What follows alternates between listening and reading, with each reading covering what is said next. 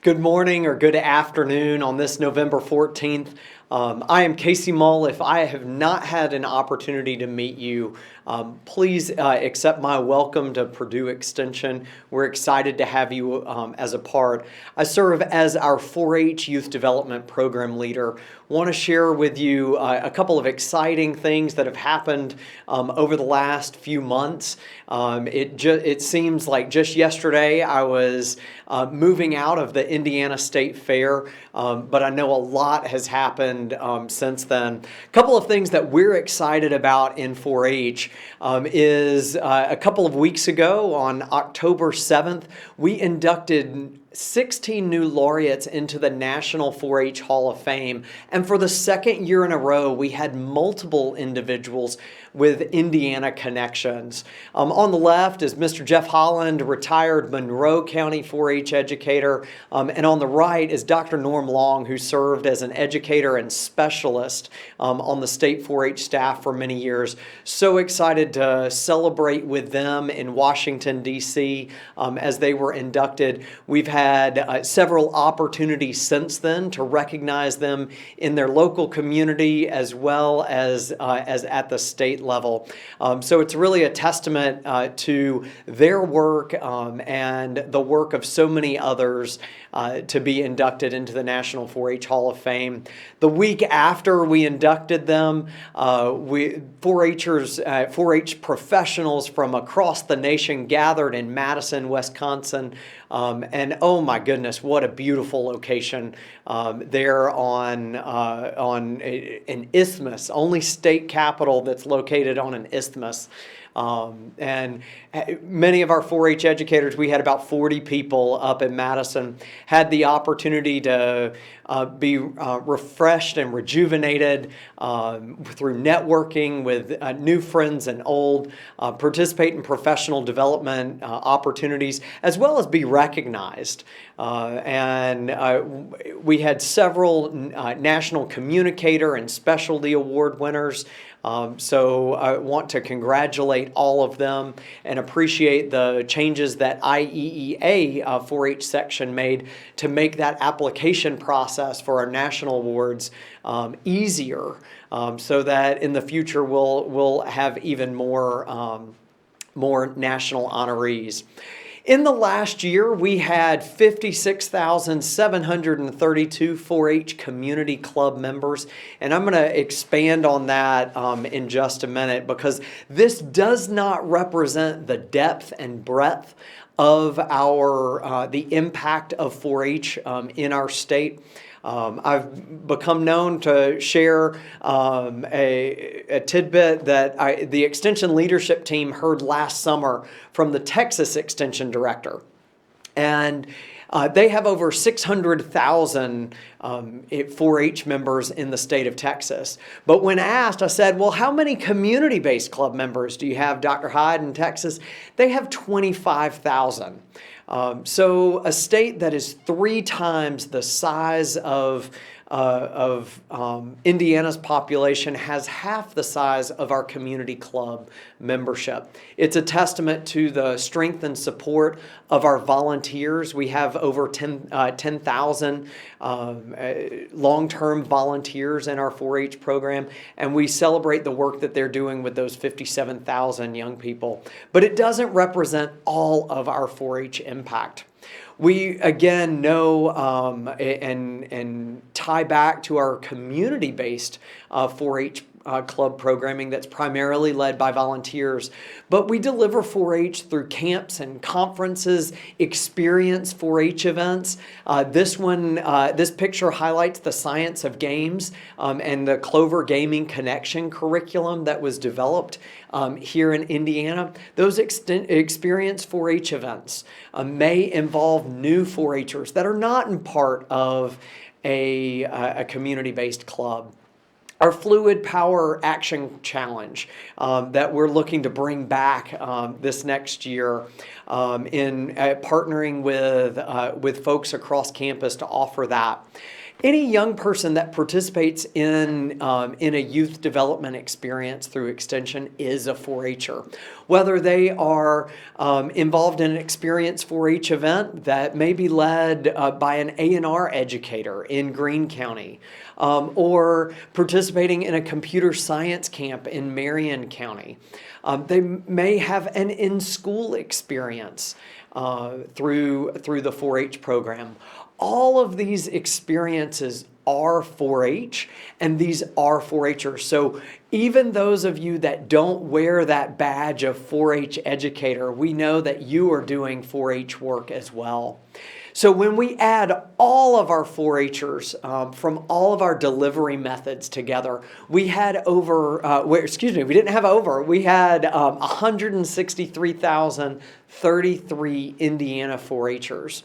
And that is from all of our delivery methods, again, whether it was from an organized community club, or if it was our educator-led programming where young people may have participated in a short-term experience. Our challenge for the future and what our 4-H staff are working on is how do we increase that yield of how do we take the 110,000 young people that may not be in an organized 4-H club, but how do we give them opportunities that are longer term in nature and have that culminating 4-H experience. So one of our biggest culminating experience in the 4-H program are our county fair projects. I want to highlight some of the numbers. We had over 116,000, almost 117,000 STEM-focused county fair projects. Just under 6,000 healthy living, over 28,000 communicative and expressive arts, and less than 300 civic engagement county fair projects. Now, lest you be disappointed in these numbers, there are a lot of things happening in civic engagement across our state, but they may not result in a culminating experience at the county fair through a civic engagement-led project. At the Indiana State Fair, we have 11 4-H animal project areas and 58 non-animal project areas.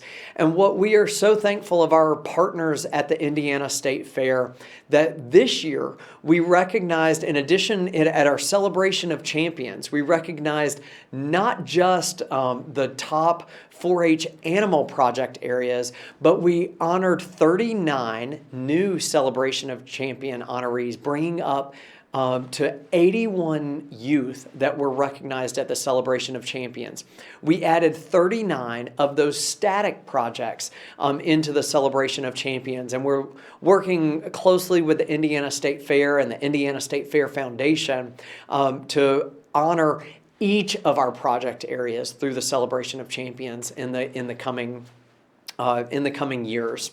So I always, we get questions of, well, are our numbers up or are they down? We're right where we need to be, especially as we come back from COVID and with some of the challenges at the Indiana State Fair, having the swine barn be down, it led to some lower numbers as we anticipated. We had just under 11,000 animal entries exhibited by about 3,600 unique 4-H'ers and almost 10,000 non-animal projects exhibited by just over 6,000 unique 4-H'ers at the Indiana State Fair. In addition to that, we had just under 1,000 participants in non-animal events. So you see our lawn and garden project areas as well as fashion review. That's what's included in those, as well as our communications projects like illustrated talks and demonstrations. Certainly a growing opportunity there to grow our presence at the Indiana State Fair. I want to say thank you for all of your work, all of our 4-H educators' work with our over 10,000 adult volunteers that support the 4-H program each and every day. One of the things that's, again, just want to highlight to all of our program areas, if you're working with young people, that is 4-H youth development. All youth engagement through Extension is 4-H youth development. And we've got some new opportunities coming down the pike for all of our educators. At our youth staff conference, all of our 4-H educators were introduced to the 4-H Thrive model, and I'm going to share a little bit of that with you. I want to thank Malia Huffman and Carla Kidwell, educators in Greene and Warwick counties. They are our 4-H Thrive champions for our state. They are part of a regional team. And they are looking to embed the 4-H thriving model throughout Purdue Extension. We're beginning in the Indiana 4-H program area specifically. But there will be opportunities for all program areas to learn more about the thriving model if this is something that you have an interest in.